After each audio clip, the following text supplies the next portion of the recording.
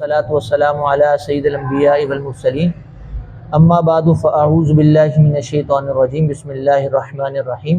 پڑھیے الصلاۃ والسلام علیک یا رسول اللہ، الصلاۃ والسلام علیک یا حبیب اللہ، الصلاۃ والسلام علیک یا نبی اللہ وعلی آلک واصحابک یا نور اللہ۔ نویت سنت الاعتکاف۔ پیارے آقا مدینے والے مصطفیٰ صلی اللہ تعالیٰ علیہ وآلہ وسلم پر درود پاک پڑھنے کے بے شمار فضائل احادیث مبارکہ میں موجود ہیں۔ ایک کتاب ہے القول البدیع، امام سخاوی علیہ رحمہ کی یہ کتاب ہے۔ آپ کا مبارک وصال 902 سنہ ہجری میں ہوا، یعنی آپ کو وصال کیے ہوئے بھی تقریباً 500 سال سے اوپر کا وقت گزر چکا ہے۔ تو آپ نے ایک کتاب لکھی القول البدیع، اس میں پیارے آقا مدینے والے مصطفیٰ صلی اللہ تعالیٰ علیہ وآلہ وسلم کی سیرت کو بہت اچھوتے انداز میں آپ نے بیان فرمایا۔ تو اس میں آپ نے ایک حدیث پاک نقل کی کہ فرمان آخری نبی صلی اللہ تعالیٰ علیہ وآلہ وسلم ہے کہ جو شخص کسی مشکل سے دوچار ہو، یعنی جسے کسی مشکل کا سامنا ہو، پریشانی کا سامنا ہو، تو اسے چاہیے کہ وہ مجھ پر کثرت کے ساتھ درود پاک پڑھے، کہ مجھ پر درود پاک پڑھنا یہ مصیبتوں اور بلاؤں کو ٹالنے والا ہے۔ صلو علی الحبیب صلی اللہ تعالی علی محمد صلی اللہ تعالی علیہ وآلہ وسلم۔ تو آج ہمیں مشکلات دور کرنے کا ایک نسخہ ہاتھ آیا کہ کبھی پریشانی ہو جاتی ہے، کوئی مشکل آ جاتی ہے، تو بجائے گھبرانے کے اس پر صبر کریں اور کثرت سے درود پاک پڑھیں۔ اللہ نے چاہا تو انشاءاللہ اس مشکل سے ہمیں نجات حاصل ہوگی۔ حدیث پاک کا مفہوم ہے النیت الحسنۃ تدخل صاحبہ الجنہ، یعنی اچھی نیت یہ بندے کو جنت میں داخل کر دیتی ہے۔ تو ہمیں بھی چاہیے کہ ہم بھی جب کوئی کام کریں، جائز کام کریں، تو اس سے پہلے اچھی اچھی نیتیں کر لیں۔ نیت دل کے پختہ ارادے کو کہتے ہیں، جتنی اچھی نیتیں ہوں گی انشاءاللہ اتنا ہی ثواب بھی زیادہ ملے گا۔ میں یہ نیت کرتا ہوں کہ اللہ کی رضا حاصل کرنے کے لیے اس سلسلے میں اول تاخیر شریک رہوں گا۔ جو سوالات کیے گئے ممکنہ صورت میں ان کے جوابات دینے کی کوشش کروں گا۔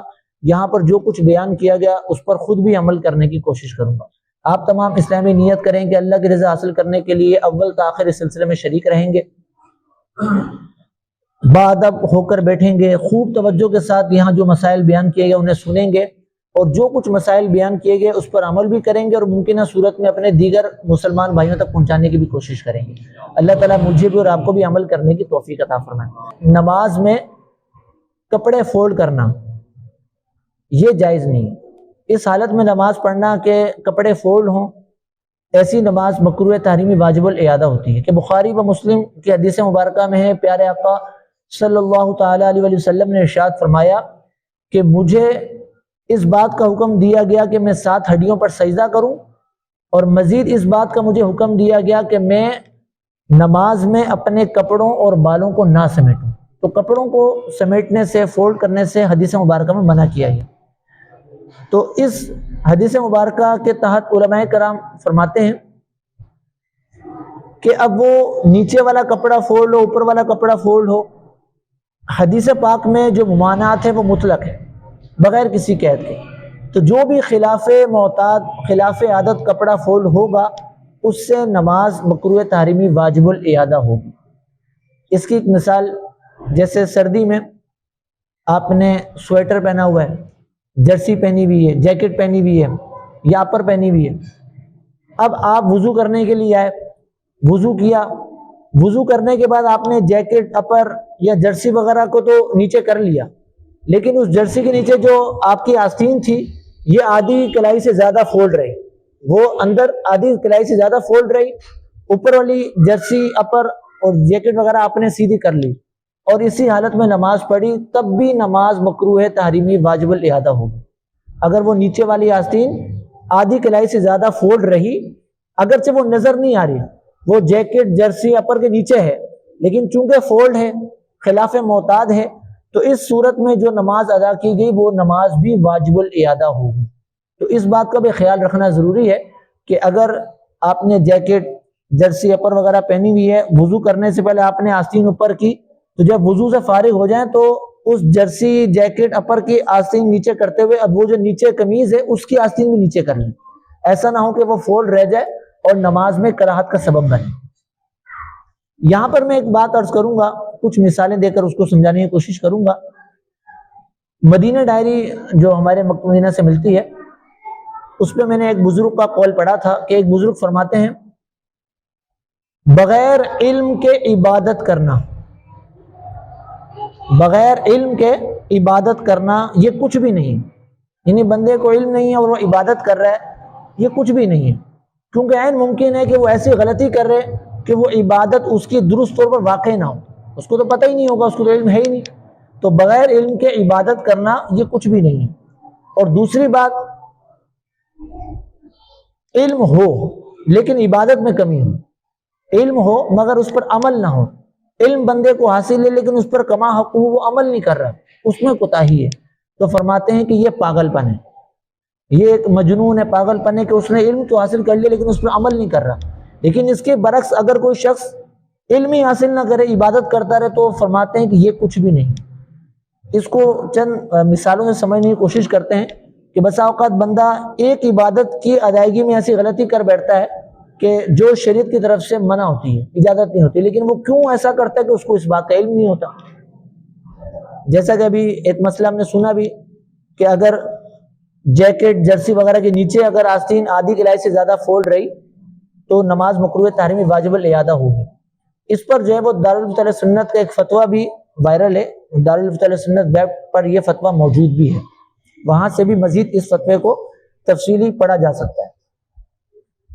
البتہ آدھی کلائی تک یا آدھی کلائی سے کم اگر کپڑے فولڈ ہوں تو ایسی صورت میں نماز ہو جائے گی، یعنی اگر کسی کی آستین آدھی کلائی سے کم یعنی تھوڑی بہت فولڈ ہے یا آدھی کلائی تک ہے، کلائی مطلب یہاں تک ہی کلائی ہے تو اس کا آدھا کر لیں، تو آدھی کلائی سے کم یا آدھی کلائی تک اگر فولڈ ہے تو اتنی اجازت ہے، لیکن اگر آدھی کلائی سے اوپر اگر فولڈ ہے تو ایسی صورت میں اگر نماز پڑھی تو وہ نماز مکروہ تحریمی واجب الاعادہ ہوگی۔ تو مثال میں عرض کر رہا تھا کہ ایک مثال تو یہی کہ ایک شخص نے وضو کیا، وضو کرنے کے بعد وہ جب مسجد میں آیا تو دیکھا کہ امام صاحب رکوع میں جا رہے ہیں، اب وہ جلدی میں آیا اور نماز میں آ کر شامل ہو گیا، اب وہ سردیوں کے دن ہو یا عام دن ہو، وضو سے فارغ ہوا تھا، آستینیں اوپر چڑھی ہوئی تھی، ایسی صورت میں آیا، دیکھا کہ امام صاحب رکوع میں ہیں، اب اس نے کہا کہ میری رکعت نہ نکل جائے، وہ فوراً آ کر نماز میں شامل ہو گیا۔ جب وہ نماز میں شامل ہوا تو اس کی جو یہ آستین تھی آدھی کلائی سے زیادہ فولڈ تھی، اس نے کہا کہ چلو نماز میں شامل ہو جائیں، وہ تو بعد میں سیٹ کر لیں گے۔ اب وہ آ کر اس نے نماز میں شامل ہو گیا، رکوع کر لیا، رکوع سے کھڑے ہونے کے بعد اب وہ نماز میں ہی اس کو سیٹ کر رہا ہے، تب بھی اس نماز کا اعادہ واجب ہے، کیونکہ جب وہ نماز میں شامل ہوا اس وقت اس کی کیا کیفیت تھی کہ اس کی آستین جو ہے وہ آدھی کلائی سے اوپر فولڈ تھی، چڑھی ہوئی تھی، اس حالت میں اس نے نماز کو شروع کیا تو کراہت تو آ گئی۔ اب اگر وہ نماز میں ہی اس آستین کو درست کر لیتا ہے تب بھی وہ جو کراہت آ چکی وہ دور نہیں ہوگی، اس نماز کو دوبارہ پڑھنا واجب ہے۔ فرض اگر سے اس کا ادا ہو جائے گا لیکن شریعت کی طرف سے یہ حکم ہے کہ اس نماز کو دوبارہ پڑھنا اس پر واجب ہے۔ تو دیکھا آپ نے کہ اس نے نماز کو پانے کے لیے کہ میری رکعت فوت نہ ہو جائے، اگر میں آستینیں سیٹ کرنے جاؤں گا تو امام سے تو رکوع سے اٹھ جائیں گے، اس نے اپنی نماز کو پانے کے لیے رکعت فوت نہ ہو جائے اس کے لیے کیا کیا کہ اسی حالت میں ہی نماز میں شامل ہو گیا کہ چلو نماز یہ رکعت نہ نکلے، رکعت مل جائے یہ آستینیں تو پھر بھی سیٹ ہو جائیں گی، لیکن وہ کیا ہوا کراہت تو آ چکی، اس کو چاہیے تھا کہ وہ پہلے اپنی آستینیں سیٹ کرتا اس کے بعد وہ نماز میں آ کر شامل ہوتا تاکہ کراہت نہیں ہوتی۔ اس صورت میں اگر اس کی رکعت نکل بھی جاتی تو کم از کم اس کی نماز تو بلا کراہت ادا ہوتی، لیکن علم نہ ہونے کی وجہ سے وہ ایک کوتاہی کا شکار ہوا اور اس کی نماز مکروہ تحریمی واجب الاعادہ ہو۔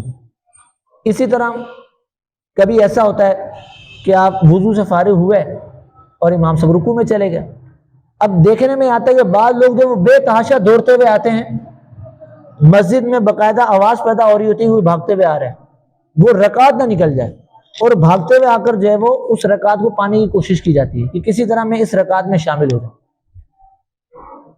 تو رکعت کو پانے کے لیے، جماعت کو پانے کے لیے، امام صاحب سلام نہ پھیر دیں، اس چیز کو پانے کے لیے مسجد میں دوڑ کر آنا دوڑ کر جماعت میں شامل ہونا اس کی اجازت نہیں. کہ حدیث پاک کا مفہوم ہے کہ پیارے آقا صلی اللہ تعالیٰ علیہ وسلم نے اپنے پیچھے آوازیں سنی کہ بعض صحابہ کرام اس طرح دوڑ کر جماعت میں شامل ہوئے.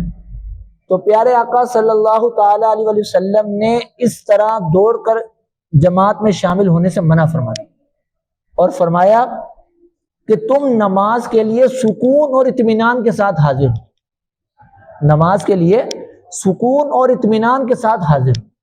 علماء کرام علیہم الرحمہ نے اس کی چند حکمتیں بیان فرمائیں کہ پیارے آقا صلی اللہ تعالیٰ علیہ وسلم نے ارشاد فرمایا کہ نماز میں سکون اور اطمینان کے ساتھ حاضر ہو. بھاگنے سے آپ نے منع فرمایا، دوڑنے سے منع فرمایا. اس میں کیا حکمت ہے؟ تو علماء کرام نے اس کی چند حکمتیں ارشاد فرمائیں. نمبر 1 کہ جو نماز کے لیے آ رہا ہے، نماز کی تیاری کر رہا ہے، نماز میں آ رہا ہے، تو وہ گویا نماز میں ہے کہ عنقریب اس نے نماز میں شامل ہو جانا ہے، نماز میں داخل ہو جانا ہے. تو جو نماز کی تیاری کر رہا ہے تو ایسا شخص گویا کہ نماز میں ہے. تو ایسے کام سے نمازی کو منع کر دیا گیا کہ جو نماز کے ادب کے خلاف. تو یہ نماز کے لیے ادب نہیں ہے، یہ خلاف ادب ہے کہ بندہ جو ہے وہ اس طرح دوڑتے ہوئے حاضر. تو اس لیے اس سے منع کیا گیا کہ جو نماز میں شامل ہونے کے لیے آ رہا ہے تو گویا کہ وہ نماز میں ہے، تو اس کو ایسے کام سے منع کیا گیا کہ جو ادب کے خلاف. دوسری حکمت علماء کرام علیہ الرحمہ یہاں پر یہ بیان فرماتے ہیں کہ جب بندہ دوڑ کر آئے گا، آ کر نماز میں شامل ہوگا تو ہوگا کیا؟ اس کا سانس پھولا ہوا ہوگا. اب کچھ ٹائم تو اس کو لگے گا اپنا سانس سیٹ کرنے میں. تو جب تک اس کا سانس پھولا ہوا ہے تو وہ نماز کے جو اذکار ہیں وہ درست طریقے سے ادا نہیں کر پائے گا. سانس اس کا پھولا ہوا ہے، وہ درست طریقے سے ان اذکار کو نہیں پڑھ پائے گا. تو یہ چیز جو ہے وہ نماز کے خشوع خضوع کے منافی، یعنی اس سے نماز میں توجہ نہیں رہے گی. وہ کچھ دیر تک تو اپنا سانس سیٹ کرنے میں اس کو لگے گا. تو ایسی چیز کہ جو نماز کے خشوع خضوع کو ختم کر دے، شریعت اس سے منع کرتی ہے. کیونکہ شریعت کا تقاضا یہ ہے کہ نماز اس انداز سے ادا کی جائے، اس حالت میں ادا کی جائے کہ نماز میں توجہ برقرار رہے، خشوع خضوع نماز میں برقرار رہے. اسی لیے شریعت جو ہے وہ نمازی کو ہر ایسے کام سے منع کرتی ہے کہ جو خشوع خضوع سے منافی. ہمارے علماء کرام علیہ الرحمہ نے مسجد کے محراب میں یا سامنے کی طرف ایسی لکھائی کرنے سے یا ایسی سجاوٹ کرنے سے یا ایسا کوئی انداز اختیار کرنے سے منع کیا کہ جو نمازی کی توجہ کے بٹنے کا سبب بنے. کیا محراب میں جو ہے وہ ایسی تحریر لکھ دیں، ایسا اس کو اچھے انداز سے بنائیں کہ جو نمازی کی توجہ جو ہے وہ اس سے بٹے. اس سے منع کیا گیا کہ نماز میں توجہ برقرار رہے، خشوع خضوع برقرار رہے، توجہ اس کی ختم نہ ہو. تو ہر ایسا کام کہ جو نمازی کی خشوع خضوع کو ختم کر دے اس سے رکنے کا حکم دیا گیا. اگر کوئی شیشے کے سامنے نماز پڑھتا ہے، یہ سوال بسا وقت کیا بھی جاتا ہے کہ شیشے کے سامنے نماز پڑھنے سے نماز ہو جاتی ہے، کہ اس میں تو بندہ اپنے آپ کو دیکھ رہا ہوتا ہے. تو شیشے کے سامنے نماز پڑھنے سے نماز ہو جائے گی، لیکن اس میں ہوگا کیا؟ اس کی جب توجہ جائے گی، نظر جائے گی، تو وہ اپنے آپ کو جب دیکھے گا تو اس کی توجہ بٹے گی نماز سے. تو اسی لیے کہا گیا کہ شیشے کے سامنے نماز نہ پڑھے کہ یہ توجہ بٹنے کا سبب بنے گا. اسی طرح اگر نمازی کے ارد گرد کچھ کتابیں رکھی ہوئی ہیں، کوئی ایسی چیزیں رکھی ہوئی ہیں جس پر کچھ لکھائی تحریر ہے، تو کوشش کرے کہ نماز سے پہلے اس پر کپڑا وغیرہ ڈال دیں، یا ایسی چیزیں پڑی ہوئی ہیں کہ جو نماز سے توجہ بٹا سکتی ہیں تو اس کو دور کر دیں، اس کے بعد نماز میں حاضر ہو تاکہ نماز میں پوری توجہ رہے. لیکن دیکھنے میں یہ بھی آتا ہے کہ بدقسمتی سے اس طرف اتنی توجہ نہیں کی جاتی. بعض لوگ اس انداز سے نماز پڑھ رہے ہوتے ہیں کہ وہ توجہ نماز میں نہیں ہوتی. جیسے ایک شخص نے مجھے بتایا کہ وہ کہتے ہیں کہ بعض نمازی آتے ہیں نماز پڑھنے کے لیے، اب وہ مسلسل سامنے دیکھ رہے ہوتے ہیں. اب کوئی شخص سامنے طرف بیٹھا ہے، وہ پیچھے نماز پڑھ رہے ہیں، وہ سامنے دیکھ رہے ہیں، ادھر دیکھ رہے ہیں. وہ کہتے ہیں سمجھ نہیں آتی، وہ نماز پڑھ رہے ہیں، وہ ادھر ادھر دیکھ رہے ہیں. ان کا کہنا یہ کہ کبھی میں نے ایسا بھی چیک کرنے کے لیے میں نے ایسا کیا کہ اس نے میری طرف دیکھا تو میں نے اس سے پوچھا ابھی ٹھیک ہو؟ اب وہ جواب بھی دے رہا ہمیں ٹھیک. اب یہ تو مناسب نہیں کہ وہ نماز پڑھنا کیا کر رہا ہے، وہ اگلا بندہ اس سے پوچھ رہا ہے ٹھیک ہو، اس کو نماز میں جواب دے رہا ہمیں ٹھیک ہو. تو نماز جو ہے وہ ایسا کھیل تو نہیں کہ اب نماز پڑھو اور توجہ نہ ہو. نماز میں پوری توجہ برقرار رکھی جائے. تو علماء کرام نے اس حدیث پاک کے تحت فرمایا کہ اس میں منع کرنے کی حکمت یہ تھی کہ وہ اس کا سانس پھولا ہوا ہوگا، نماز کے اذکار وہ درست طریقے سے ادا نہیں کر پائے گا، تو یہ چیز خشوع خضوع کے منافی ہوگی، اسی لیے اس سے منع کیا گیا. ایک تیسری حکمت اس میں علماء کرام یہ ارشاد فرماتے ہیں کہ نماز کے لیے بندہ جتنے قدم چل کر آئے گا ہر قدم پر نیکی ملتی ہے، تو جتنے قدم زیادہ اٹھیں گے اتنا ثواب زیادہ ملے گا۔ تو اب اگر کوئی بھاگ کر دوڑ کر نماز میں شامل ہوتا ہے تو اس کے قدم کم اٹھیں گے تو ثواب میں کمی ہوگی، تو اس لیے اس سے منع کیا گیا۔ اور ہم نے چند سلسلوں پہلے یہ حدیث پاک سنی بھی تھی کہ پیارے آقا صلی اللہ تعالی علیہ وسلم نے ارشاد فرمایا کہ کیا میں تمہیں وہ کام نہ بتاؤں کہ جن کی برکت سے اللہ تعالی درجات بلند فرماتا ہے، اور وہ کام جو ہے وہ گناہوں کو مٹاتے ہیں۔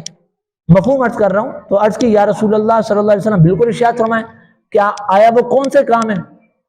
تو اس پر آپ نے جو کام ارشاد فرمایا اس میں ایک یہ بھی تھا کہ مسجد کی طرف قدموں کی کثرت، یعنی کثرت سے قدم مسجد کی طرف اٹھانا، یہ ایسا کام ہے کہ جو درجات کو بلند کرتا ہے اور گناہوں کو مٹانے کا سبب بنتا ہے۔ تو جتنے قدم زیادہ اٹھیں گے اتنا ثواب زیادہ ملے گا۔ اور آخری اور چوتھی حکمت علماء کرام یہاں اس موقع پر یہ ارشاد فرماتے ہیں کہ اگر کوئی شخص دوڑ کر بھاگ کر نماز میں شامل ہونے کی کوشش کرے گا تو ہو سکتا ہے کہ وہ گر جائے، اس کو چوٹ لگے، تو شریعت ایسا انداز اختیار کرنے سے منع کرتی ہے کہ جو خود کو تکلیف میں ڈالنے والا ہے۔ یہ حکمتیں علماء کرام نے اس حدیث پاک کے تحت بیان فرمائی۔ اور مزید اس کے علاوہ قطع نظر اس کے مسجد میں اس انداز سے دوڑنا یا اس انداز سے چلنا کہ قدموں کی دھمک پیدا ہو، مسجد میں شور ہو، لگے کہ واقعی کوئی دوڑتا ہوا آ رہا ہے، بھاگتا ہوا آ رہا ہے، شور ہو رہا ہے، اس سے منع کیا گیا، مسجد کے احترام کے خلاف۔ البتہ اگر کوئی شخص آتا ہے اور امام صاحب رکوع میں ہے، وہ بجائے بھاگنے کے تھوڑا تیز چلتا ہے، یعنی قدرے تیز چلتا ہے، لیکن اس تیز چلنے کو دوڑنا نہیں کہیں گے، بھاگنا نہیں کہیں گے، قدرے تیز چلتا ہے کہ جس سے جو ہے وہ مسجد میں دھمک پیدا نہ ہو، تو اس کی اجازت ہے کہ اگر وہ تھوڑا تیز چل کر تاکہ میں اس رکعت کو پا سکوں، تھوڑا تیز چلے تو اس میں حرج نہیں ہے، لیکن دوڑنا بھاگنا کہ جس سے باقاعدہ ایک شور پیدا ہو، اس کی اجازت نہیں ہے۔ اسی طرح کبھی یہ بھی دیکھنے میں آتا ہے کہ اسی حوالے سے عرض کر رہا ہوں کہ کوئی شخص نماز کے لیے آیا تو امام صاحب رکوع میں یا سلام پھیرنے والے، اب وہ کیا کرے گا، فوراً آ کر جماعت میں شامل ہونے کی کوشش کرے گا۔ اب وہ وضو کر کے ابھی آیا ہے مسجد میں، مسجد کے وضو خانے میں اس نے وضو کیا اور فوراً نماز میں حاضر ہوا، اب کیا ہوا، اس کے اعضائے وضو سے قطرے مسجد میں گر رہے ہیں، داڑھی سے جو ہے وہ پانی کے قطرے گر رہے ہیں، یا ہاتھوں سے قطرے پانی کے جو ہے وہ مسجد کے فرش پر گر رہے ہیں، تو یاد رہے کہ یہ جو اعضائے وضو سے قطرے گرتے ہیں، ہم نے وضو کیا، وضو کرنے کے بعد جو قطرے گرتے ہیں مسجد کے فرش پر، ان قطروں کو گرانا یہ مکروہ تحریمی ہے، یعنی ناجائز ہے، بندہ اس صورت میں گناہگار ہوگا۔ مسجد کے فرش کو اس سے بچانا ہے کہ مسجد اور ایک عام گھر میں فرق ہے۔ ہم جو وضو کر رہے ہیں، وضو کے بعد جو قطرے گر رہے ہیں، ان قطروں سے مسجد کے فرش کو بچانا ہے۔ اب اگر کسی نے وضو ختم کیا، امام صاحب نے وہیں رکوع میں چلے گئے، تو اب وہ اگر یہ سمجھتا ہے کہ یار میں جب تک قطرے وہاں صاف کروں گا، ٹپکاؤں گا تو رکعت تو نکل جائے گی، تو وہ فوراً آ کر شامل ہو گیا، اسے قطرے مسجد کے فرش پر گر رہے ہیں تو گناہ گار ہوگا۔ اب دیکھا اس نے ایک عبادت کے لیے کوشش کی اور دوسرا گناہ میں جا پڑا، تو یہ کیا بات کہ وہی بزرگ کا فرمانا کہ بغیر علم کی عبادت کچھ نہیں۔ چوتھی مثال اسی حوالے سے کہ مسجد میں آیا بندہ اور امام سے رکوع میں چلے گئے یا سلام پھیرنے والے ہیں، یا اس کو پتا میری رکعت نکل جائے گی، تو کیا ہوتا ہے، یہ اجتماع وغیرہ میں جہاں رش زیادہ ہوتا ہے وہاں ایسا دیکھنے کو ملتا ہے کہ آ رہے ہوتے ہیں، اب ان کو اندازہ ہوتا ہے کہ اگر ہم اگلی صف میں جائیں گے، اگرچہ اگلی صف میں جگہ موجود ہے، اگلی صف میں جائیں گے تب تک تو امام سلام پھیر دیں گے، امام صاحب رکوع سے اٹھ جائیں گے، تو وہ پچھلی رکعت میں ہی نماز شروع کر دیتے ہیں کہ چلو پیچھے لوگ آ رہے ہیں، وہاں کا اگلی صف بھر دیں گے، میں یہی شروع ہو جاتا ہوں، کم سے کم میری رکعت فوت نہ ہو۔ تو صف کو پوری کرنا اس کے حوالے سے جو واجبات ہیں، تو 3 واجبات بنیادی طور پر علماء کرام نے بیان فرمائے۔ نمبر 1 تسویہ، یعنی برابری، صفوں کو برابر رکھنا یہ واجب، ایسا نہ ہو کہ کوئی بندہ آگے پیچھے نکلا ہو، صف برابر، پہلا واجب۔ نمبر 2 اتمام، یعنی صف کو دونوں کونوں تک پورا کرنا، صف کو دونوں کونوں تک پورا کرنا یہ بھی واجب ہے کہ اگر جگہ آگے موجود ہے، آگے جگہ ہوتے ہوئے کسی نے پیچھے نماز شروع کر دی تو وہ گناہ گار ہو کہ اس نے اگلی صف کو پورا نہیں کیا، یہ بھی صف کا واجب ہے۔ اور نمبر 3 جو اس میں بیان کیا گیا، تسویہ، اتمام اور تراس یعنی کندھے سے کندھا ملا ہوا ہو، یعنی اس انداز سے کھڑے ہوں کہ آپس میں گیپ نہ ہو، کندھے سے کندھا ملا ہوا ہو، اس انداز سے صف بنانا یہ واجب ہے۔ یہ یاد رہے کہ اگر کسی نے صف کا واجب چھوڑ دیا تب بھی اس کی نماز ہو جائے گی، نماز میں قرات نہیں آئے گی، نماز اس کی درست ہوگی۔ تو یہ بھی تب ہوتا ہے کہ جب یہ اس بات کا خطرہ ہو کہ میری جو ہے وہ رکعت نہ نکل جائے، یہ امام صاحب سلام نہ پھیر دیں، تو اس طور پر پھر یہ ہو جاتا ہے کہ اگلی صف پوری کرنے کے بجائے پیچھے نماز شروع کر دیتے ہیں تاکہ وہ مجھے رکعت مل جائے، بعد میں لوگ آئیں گے وہ اگلی صف بھر دیں گے۔ لیکن اس نے تو اس واجب کو چھوڑ دیا نا، یہ تو اس صف کو بھر سکتا تھا، اس نے تو نہیں بھرا، تو یہ اس طور پر گناہ گار ہوگا۔ کہ دیکھا جاتا ہے کہ بہت دفعہ امام صاحب کہتے ہیں کہ صف کو سیدھا رکھنا واجب، کندھے سے کندھا ملانا واجب، اور جب تک اگلی صف قرون تک پوری نہ یعنی کہ اگلی صف قرون تک پوری کرنا بھی واجب۔ تو یہ تینوں کہنا، واجبات جو میں نے عرض کی یہ بیان کرتے ہیں۔ تو اس میں یہ کہنا کیا درست ہے امام صاحب کا؟ اختر بھائی نے یہ سوال کیا، جو الفاظ ہمارے یہاں بیان کیے جاتے ہیں کہ کندھے سے کندھا ملانا یہ واجب ہے، ٹھیک ہے، اور اگلی صف کو پورا کرنا واجب ہے، صفوں کو سیدھا رکھنا واجب ہے، جب تک اگلی صف میں جگہ موجود ہو جان بوجھ کر پیچھے نماز شروع کر دینا یہ جائز نہیں ہے۔ تو یہ معلوم یہ کر رہے ہیں کہ یہ جو اعلان کیا جاتا ہے ان الفاظوں کے ساتھ، تو کیا یہ اعلان درست ہے؟ تو یہ اعلان بالکل درست ہے۔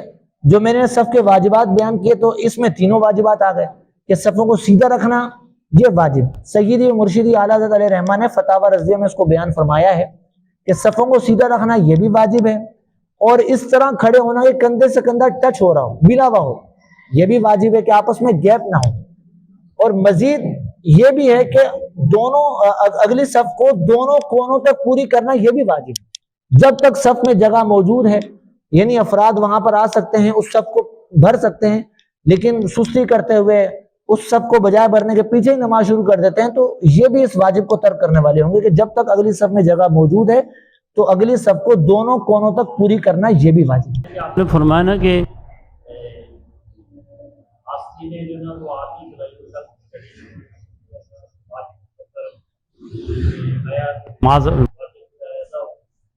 آدھی کلائی سے زیادہ چڑھی ہوں،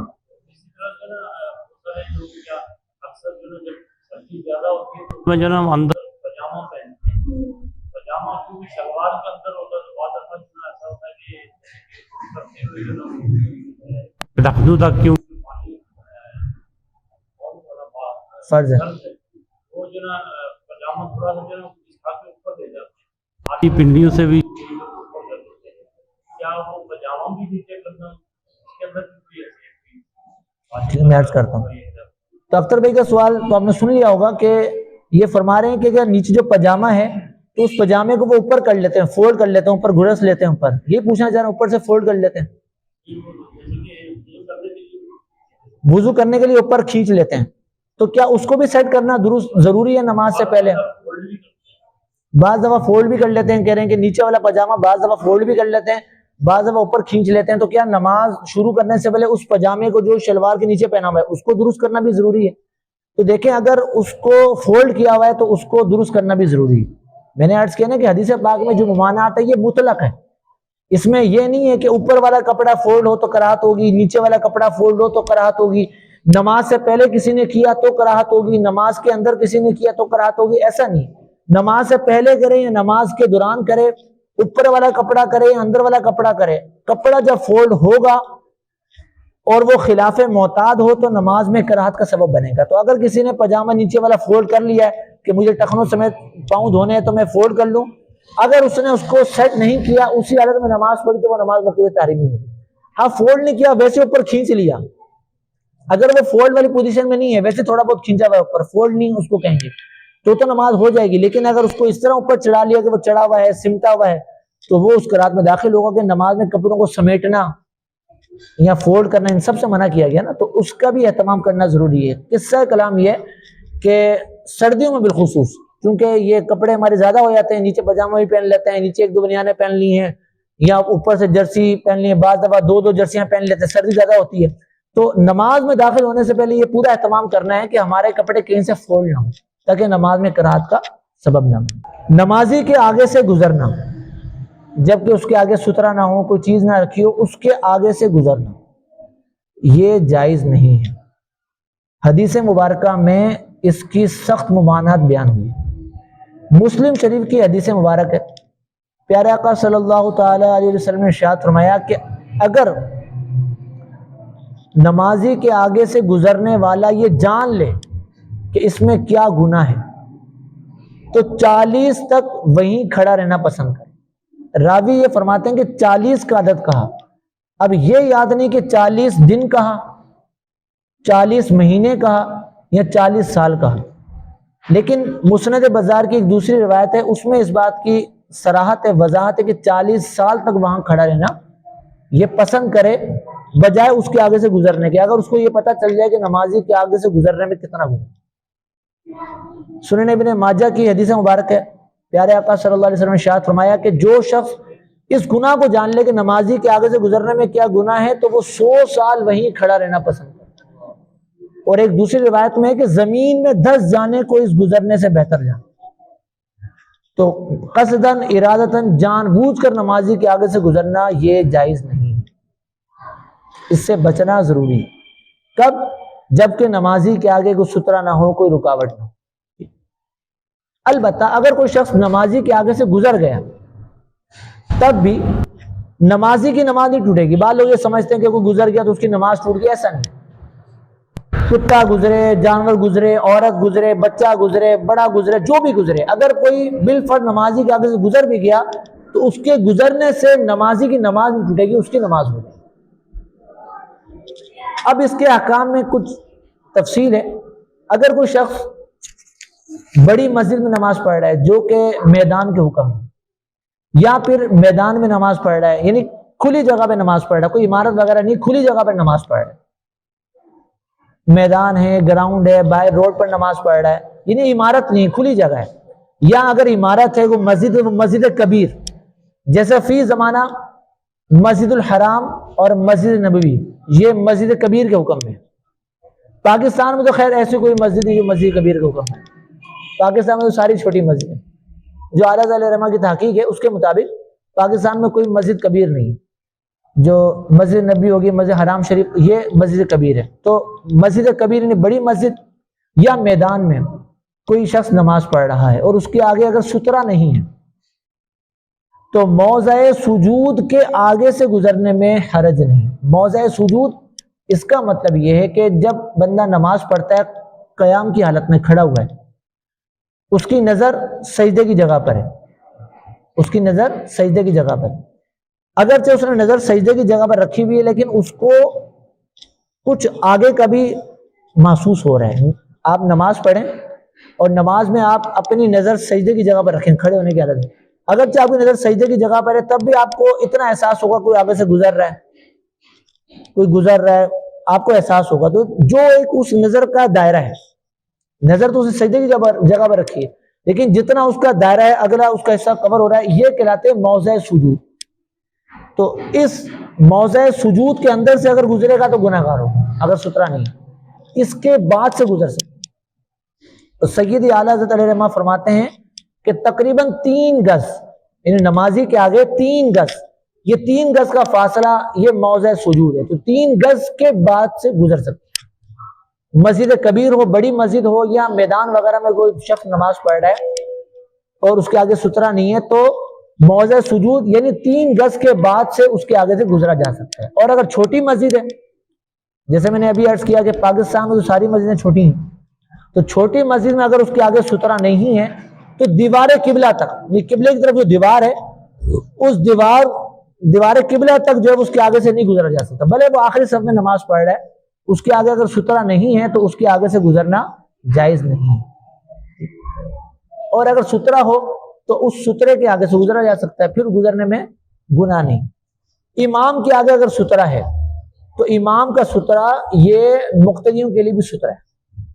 جیسے میدان میں نماز ہو رہی ہے اور امام کے آگے سترا ہے، تو اب اگر ایسی صورت میں بھی نمازی کے آگے سے گزرتا ہے مقتدی کے آگے سے، تو چونکہ امام کے آگے سترا ہے تو امام کا سترا اس مقتدی کے لیے بھی سترے کا کام ہے.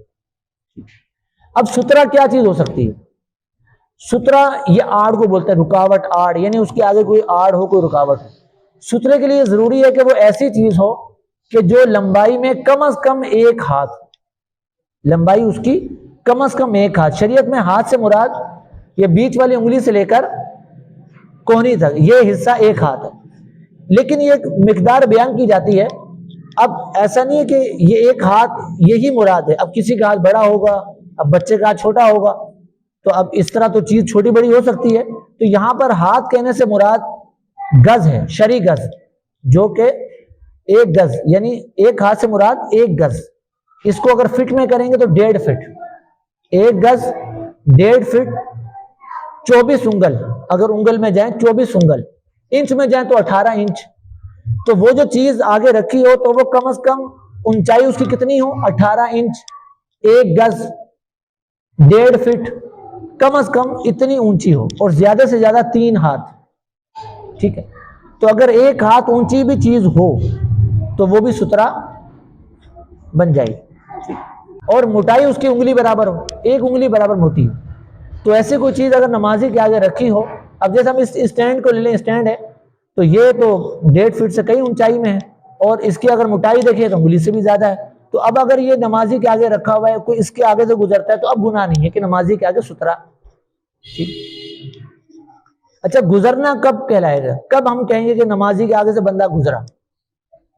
جب اس کو بندہ کراس کرے. جیسے ہمارے یہاں قبلہ مغرب کی طرف ہے, تو اگر کوئی شخص کسی نمازی کو شمالن جنوبن, یعنی یا تو اس طرح گزرے شمال سے جنوب کی طرف, یا پھر اس طرح گزرے جنوب سے شمال کی طرف, تو اس کو کہیں گے کراس کیا اس نے. تو یہ کراس کرنا اگر پایا جائے تو یہ نمازی کے آگے سے گزرنا کہلائے. اگر کسی نے کراس نہیں کیا, جیسے آپ بیٹھے ہوئے, آپ کے بالکل سیدھے پیچھے کوئی شخص نماز پڑھ رہا ہے, اب آپ تو فارغ ہو گئے, آپ کو جانا ہے, آپ اٹھے اٹھ کے ایک طرف چلے گئے, تو ٹھیک ہے, آپ کے لیے جانا جائز ہے, کیونکہ آپ نے اس کو کراس تو نہیں کیا نا, وہ تو آپ کے پیچھے تھا, سیدھ میں تھا. آپ اٹھے اور ایک طرف کو چلے گئے, یا آپ سیدھا نکل گئے, تو یہ کراس کرنا نہیں کہیں گے. اس کو کراس تب ہوگا جب آپ شمالن جنوبن, ہمارے یہاں اس کو کراس کریں گے, تو یہ گزرنا کہلائے گا, یہ جائز ہے. اگر آپ کے پیچھے کوئی بندہ نماز پڑھ رہا ہے, آپ اٹھے اٹھ کے چلے گئے, تو اس میں کوئی گناہ نہیں. اس میں ایک سوال یہ بھی ہوتا ہے کہ اگر کوئی شخص لا علمی میں گزر جائے, جیسے اس کو پتہ نہیں تھا, گزر گیا, گزرنے کے بعد پتہ چلا اوہو میں تو نمازی کے آگے سے گزر گیا, پھر دیکھنے میں یہ بھی آتا ہے کہ وہ بندہ دوبارہ پلٹ کر واپس آتا ہے کہ میں اب میں دوبارہ جاؤں, اب یہ گزرے گا تو گناہ گار ہوگا. کہ پہلے تو اس کو پتہ نہیں تھا کہ کوئی بندہ نماز پڑھ رہا ہے, وہ لائن میں گزر گیا, اب اس کی توجہ گئی تو اب وہ دوبارہ پلٹ کر آ گیا, اب گناہ گار ہوگا. تو اگر کوئی کسی سے مطلب لا علمی میں گزر گیا, تو لا علمی میں گزرنا تو ویسے بھی گناہ نہیں, اس کو پتہ ہی نہیں تھا. کہ حدیث پاک کا مفہوم ہے کہ میری امت سے نسیان, یعنی جو بھول ہے, خطا ہے, اس کو معاف رکھا گیا ہے. تو اگر وہ بھولے سے گزر گیا تو گناہ نہیں ہے. لیکن اب اگر وہ کم علمی کی بنا پر دوبارہ گزرتا گیا, میرے سے غلطی ہو کہ میں دوبارہ وہاں چلا, اب گناہ گار ہوں. اور آخری بات کہ اگر نمازی کے آگے سے کوئی شخص گزر رہا ہے, اب وہ کیا کرے؟ تو نمازی کو چاہیے کہ اس کو تنبیہ کرے. تنبیہ کرنے کے لیے جیسے کوئی ذکر کے الفاظ کہہ دے, سبحان اللہ کہہ دے, بلند آواز سے قرات کرے, ٹھیک ہے نا, بلند آواز سے قرات کرے, سبحان اللہ کہہ دے, یا ہاتھ وغیرہ یا سر سے اشارہ کرے کہ جس سے اس کو تنبیہ ہو جائے کہ بھئی وہ کوئی نماز پڑھ رہا, وہ رک جائے. لیکن ایسا نہیں ہے کہ آپ کوئی ایسا عمل کریں گے جو عمل کثیر سے آئے. جیسے کوئی آپ کے آگے سے گزرنے لگے, آپ نے اس کو پکڑ لیا, یا آپ نے اس کو اس انداز سے روکا کہ عمل کثیر پایا گیا, یا آپ اسے لڑنے لگے, تو نماز ہی ٹوٹ جائے گی. تو عمل کثیر نہ پایا جائے. عمل کثیر کے بجائے کوئی ذکر کیا جائے, سبحان اللہ کے الفاظ کہے جائیں, بلند آواز سے قرات کی جائے, کوئی اور تنبیہ کی جائے کہ جس سے وہ نمازی کے آگے سے گزرنے والا وہ متنبہ ہو جائے اور اس کے آگے سے گزرنے سے بچ جائے. تو یہ سترے کے والے سے چند مسائل جو میں نے عرض کیا. ایک سوال لے لیتے ہیں. خورشید بھائی, سوال آپ کا سوال تھا آپ کا یا ہو گیا؟ چلیں لے لیتے ہیں, دے دیں مائک خورشید بھائی, ٹائم تو ہو گیا, پھر ان کا سوال لے کر. سوال یہ ہے کہ بعض لوگ جو ہے وہ نمازی کے آگے سے گزرتے گزرتے اچانک ان کو یاد آ جاتا ہے, پھر وہ وہیں کھڑے رہ جاتے ہیں. نمبر ایک, گزرتے ہیں پھر جیسے گزر رہے تھے اور دیکھا نماز پڑھ رہا, وہیں کھڑے ہو گئے, پھر آگے نہیں بڑھے, اس کے آگے کھڑے رہے جب تک اس کی نماز کمپلیٹ ہوتی. یہ عمل. اور دوسرا, تہمت کو تو ہمیشہ جو ہے حج کے دوران یا عمرے کے دوران فولڈ ہی کیا جاتا ہے. فولڈ ہی کیا جاتا ہے تہمت کو. خورشید بھائی کے 2 سوال ہیں. پہلا سوال یہ, جب ایسا ہوتا ہے کہ وہ بندہ آگے سے گزرنے لگا, جیسے ہی وہ پہنچا اس کے سینٹر میں, پتہ چلا بندہ نماز پڑھا, وہ وہیں رک جاتا ہے, تو اس میں کیا ہے؟ تو اس میں تو گزرنا نہیں پایا گیا نا. میں نے پہلے عرض کیا گزرنا کب کہیں گے؟ جب وہ شمالاً جنوباً اس نمازی کو کراس کرے. وہ وہاں سے آیا، اس نمازی کے آگے آیا، اس کو جیسے پتہ چلا بندہ نماز پڑھا وہیں رک گیا، آگے نہیں گیا، تو یہ گزرنا تو پایا نہیں گیا، وہ تو اس کے آگے کھڑا ہو گیا. اس کو گزرنا نہیں کہیں گے. اور دوسرا سوال کہ حج میں عمرے میں جو ہم احرام کی چادریں باندھتے ہیں تو جو نچلی چادر ہوتی ہے جس کو تیبن کہتے ہیں وہ فولڈ کر کے باندھا جاتا ہے. اس میں تو کوئی قرات نہیں ہے. تو دیکھیں تیبن جو اس طرح باندھا جاتا ہے اس کا طریقہ یہی ہے، اس کو فولڈ ہی کیا جاتا ہے، تبھی وہ تھوڑا ٹائٹ رہتا ہے، وہ کھلتا نہیں ہے. چلنے پھرنے میں صفا مروہ کے دوران صحیح کرنی ہے، وہاں دوڑنا بھی ہوتا ہے، جو دو سبز لائٹیں ہوتی ہیں درمیان، تو اگر اس کو صحیح طریقے سے باندھیں گے نہیں تو کھلنے کا خطرہ ہوتا ہے. تو اس کے پہننے کا انداز ہی ہے. تو اگر کوئی کپڑا ایسا ہو کہ اس کو فولڈ کر کے ہی پہنا جاتا ہو تو یہ فولڈ کرنا وہ نماز میں قرات کا سبب نہیں بنے. جیسا کہ فقہائے کرام نے بیان فرمایا کہ ایک عورت نماز پڑھے گی تو وہ اپنے دوپٹے کو جیسے دوپٹہ لے گی، بس اوقات دوپٹے کو فولڈ کیا جاتا ہے، اچھی طرح اس کو لپیٹا جاتا ہے، فولڈ کیا جاتا ہے تاکہ وہ کھلے نہ. تو یہاں پر تو اس کے پہننے کا انداز ہی یہی ہے. اسی طرح بعض سردیوں کی ٹوپی ہوتی ہیں، ٹوپے بولیں، وہ جو گول ہو جاتے ہیں وہ تو فولڈ کر کے ہی پہنے جاتے ہیں، وہ فولڈ ہوتے ہیں. اسی طرح ہائی نیک جو پہنتے ہیں نیچے سے وہ یہاں سے فولڈ ہوتی ہے. تو ایسا لباس کہ جس کو پہنا ہی اس طرح جاتا ہے کہ وہ اس کی بناوٹ ہی ایسے کہ فولڈ ہے، تو اس کے وہ فولڈ میں وہ خلاف عادت نہیں ہے، وہ قرات کا سبب نہیں بنا. امام صاحب میرا ایک سوال یہ تھا کہ میں نے اکثر بیشتر کافی جگہ دیکھا ہے کہ نمازی جب نماز پڑھ رہا تھا تو اس کے آگے سے جو گزرنے والا ہے وہ کہتا ہے 2 یا 3 صف کے بعد گزر جاؤ تو کوئی مسئلہ نہیں ہوتا. تو اس میں کیا شریعت ہے اس کی؟ نام آپ کا؟ احسن. ایسا میں سوال یہ کر رہے ہیں کہ میں نے سنا ہے کہ 2 یا 3 صفوں کے آگے سے گزر جائیں تو اس میں بھی کوئی مسئلہ نہیں ہے.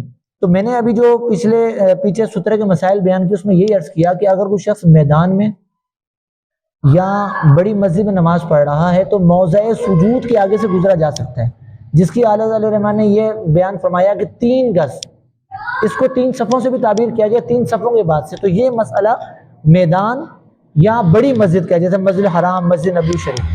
لیکن جو چھوٹی مسجدیں جیسے ہمارے یہاں مسجدیں ساری چھوٹی ہیں تو اس میں 2-3 صفوں کا کوئی قاعدہ نہیں ہے. جیسے ابھی بھائی نماز پڑھ رہے ہیں تو ایسا نہیں کہ ان کے آگے سے 3 صفوں کے آگے سے بندہ گزر جائے. اس صورت میں دیوار قبلہ تک اگر سترا نہیں اس کے آگے تو نہیں گزر سکتے، کہ گزرنا جائز نہیں. ٹھیک ہے نا؟ ہاں ایک اس میں بات یہ سن لیں کہ مسجد الحرام میں اگر کوئی شخص طواف کر رہا ہے، طواف بھی چونکہ عبادت ہے، تو طواف کے دوران اگر وہ کسی نمازی کے آگے سے گزرتا ہے تو اب گناہ نہیں ہے کہ طواف کرنے والا نمازی کے آگے سے گزر سکتا ہے، کہ وہ بھی عبادت ہے. بہت سارے لوگوں کو خیال ہے، بلکہ کہتے بھی رہتے ہیں کہ یار ایک بندے کے پاس علم تھا تو اس نے گناہ کیا، ایک بندے کے پاس علم نہیں تھا تو اس نے گناہ کیا. تو جس کے پاس علم نہیں تھا تو اس کو تو گناہ ہی نہیں ملنا چاہیے. تو اس میں جو نا کیا ہے، بہت سارے لوگ جو نا وہ کہتے ہیں کہ یار درس میں بیٹھو ہی نہیں، علم سیکھو ہی نہیں، تو جو نا جب علم ہی نہیں ہوگا تو گناہ بھی نہیں ملے گا. تو اس میں کیا ہو؟ بعض دفعہ یہ پائی بھی جاتی ہے، بعض لوگ کہتے ہیں کہ سیکھو ہی نہ، مسئلہ سیکھو گے عمل نہیں کرو گے تو زیادہ گناہ ہوگا، سیکھو گے نہیں تو پھر جان چھوٹ جائے گی. تو ایسا نہیں ہے. ہم دارالاسلام میں ہیں، ایک جگہ ہوتی ہے دارالحرب، اس کے بھی پھر الگ اس کے مسائل ہیں، لیکن ہم دارالاسلام میں ہیں. خلاصہ یہ کہ ہمارے یہاں شرعی مسائل سیکھنا، ان پر عمل کرنا، یہ کوئی اس پر پابندی نہیں ہے. اگر ہم سیکھنے جائیں، شریعت پر عمل کرنے جائیں تو ایسے نہیں ہے کہ ہماری جانیں خطرے میں پڑی ہوئی، ایسا کچھ نہیں ہے. تو دارالاسلام میں جہالت عذر نہیں ہے. کوئی شخص بعد میں یہ کہے گا مجھے تو پتہ نہیں تھا، آئندہ خیال رکھوں گا. وہ تو آئندہ خیال رکھیں گے آپ، جو پچھلا ہوا اس کا تلافی تو کرنی پڑے گی دارالاسلام میں. اور دوسری بات کہ جو شخص علم نہ رکھے اور غلطی کرے اس کو دوہرا اس کی خرابی ہے کہ ایک تو علم نہ سیکھنے کی اور دوسرا اس کوتاہی کرنے کی. اور جس کو علم ہے لیکن وہ پھر بھی کوتاہی کرتا ہے تو اس کی بنسبت کم ہے کہ اس کو کم از کم مسئلے کا معلوم تھا. وہ ایک الگ بات ہے کہ وہ شامت اعمال کہہ لیں یا نفس اور شیطان کی شرارت میں اگر وہ نہیں کر رہا لیکن اس کو معلوم ہے، لیکن اس کی بنسبت جس کو پتہ ہی نہیں ہے وہ اس میں جو ہے وہ زیادہ اس میں شدت آئے گی کہ وہ ایک تو علم نہیں سیکھ رہا، اور جس علم کا حاصل کرنا فرض واجب ہے تو اس کا سیکھنا بھی فرض اور واجب. نہیں سیکھے گا اس کا الگ گناہ ہوگا، عمل نہیں کرے گا اس کا ایک الگ ہوگا. اللہ تعالیٰ سے دعا کہ اللہ تعالیٰ ہمیں جو سنا اس پر عمل کرنے کی توفیق عطا فرمائے. مجلس کے اختتام میں دعا پڑھ لیتے ہیں. حضرت سیدنا عبداللہ بن عمر بن العاص رضی اللہ تعالیٰ عنہ سے روایت ہے، آپ فرماتے ہیں کہ جو شخص یہ دعا کسی مجلس سے اٹھتے ہوئے 3 مرتبہ پڑھ لے تو اس کی خطائیں معاف کر دی جاتی ہیں، اور اگر مجلس خیر و مجلس ذکر میں اس دعا کو 3 مرتبہ پڑھے تو بھلائی پر مہر لگا دی جاتی ہے۔ تو آئیے ہم بھی اس دعا کو پڑھ لیتے ہیں۔ الصلاۃ والسلام علیک یا رسول اللہ، سبحانک اللہم وبحمدک لا الہ الا انت استغفرک واتوب الیک، سبحانک اللہم وبحمدک لا الہ الا انت استغفرک واتوب الیک، سبحانک اللہم وبحمدک لا الہ الا انت استغفرک واتوب الیک۔ الصلاۃ والسلام علیک یا نبی اللہ وعلی آلک واصحابک یا نور اللہ۔ الحمدللہ رب العالمین، والصلاۃ والسلام علی سید الانبیاء والمرسلین، جزا اللہ عنا محمد صلی اللہ تعالی علیہ وسلم ما هو اہل۔ اللہم ربنا آتنا فی الدنیا حسنہ وفی الآخرۃ حسنۃ وقنا عذاب النار۔ اے مالک مولا، ہمارا یہاں جمع ہونا، علم دین سیکھنا سکھانا اپنی بارگاہ میں قبول فرما۔ اے مالک مولا، یہاں جو شرعی مسائل بیان ہوئے ہمیں اس پر عمل کرنے کی توفیق عطا فرما۔ ان مسائل کو بیان کرنے میں جو غلطی کوتاہی ہو گئی وہ معاف فرما۔ اے مالک مولا، ہمیں علم دین سیکھ کر اس پر عمل کرنے کی توفیق عطا فرما۔ اے مالک مولا، ہماری تمام جائز حاجات پوری فرما۔ اے مالک مولا، ہمارے بیماروں کو اچھا کر دے۔ اے مالک مولا، ہمارے تمام مریضوں کو شفا یابی عطا فرما۔ اے مالک مولا، ہمارے تمام ظاہری جسمانی امراض دور فرما۔